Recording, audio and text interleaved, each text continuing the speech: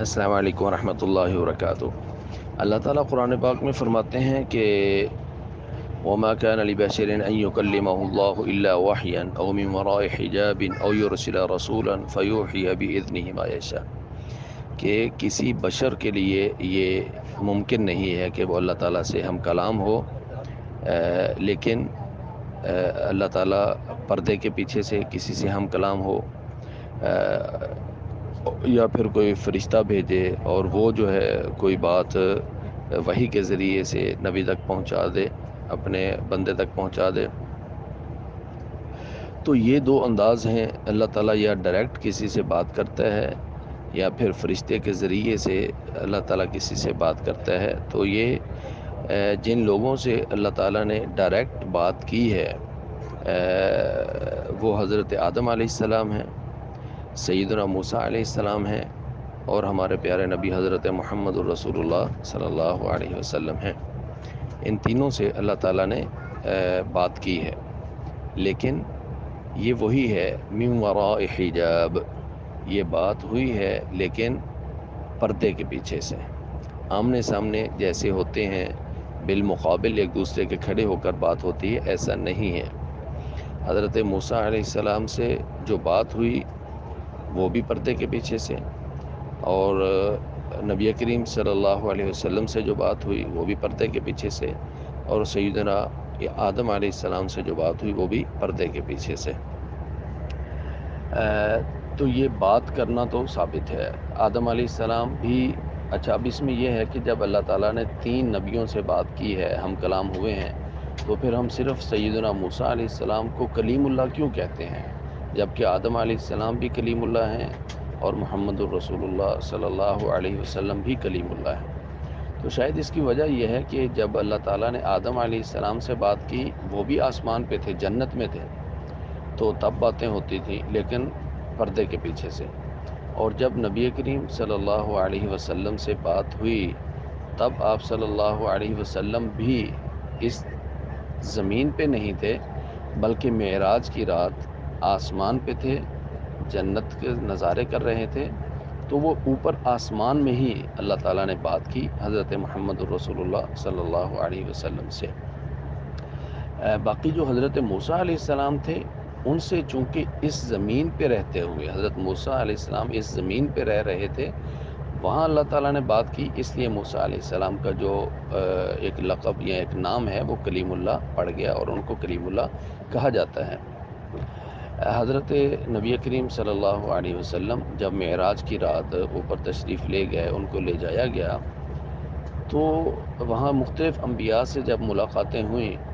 تو حدیث میں آتا ہے کہ حضرت موسیٰ علیہ السلام سے جب ملاقات ہوئی تو اللہ تعالیٰ نے، حضرت موسیٰ نے پوچھا کہ اللہ نے کیا دیا ہے آپ کو، تو کہا کہ 50 نمازوں کا تحفہ۔ تو حضرت موسیٰ کہنے لگے کہ میری قوم تو نہیں پڑھ سکتی تھی، تو جائیں اللہ سے جا کر کچھ درخواست کریں، اس میں ڈسکاؤنٹ مانگیں، کچھ کمی مانگیں۔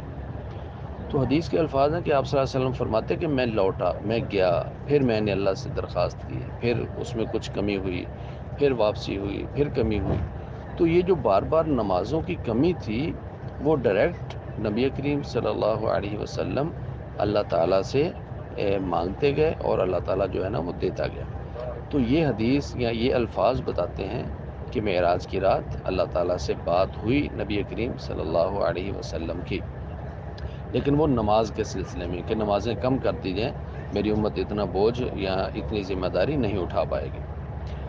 معراج کے حوالے سے یا اسی گفتگو کے حوالے سے ایک بہت مشہور واقعہ یا ایک بہت مشہور بات ہے لوگوں میں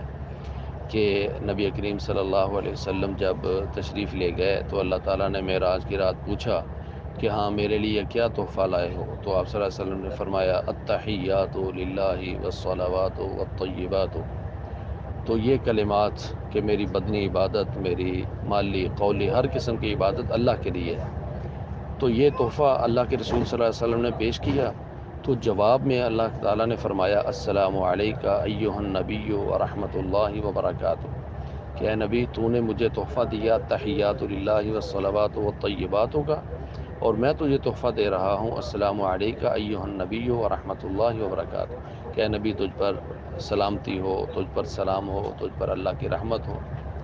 تو یہ قصہ یا یہ بات من گھڑت ہے، ایسا کچھ نہیں ہوا، ایسا کسی حدیث سے ثابت نہیں ہے۔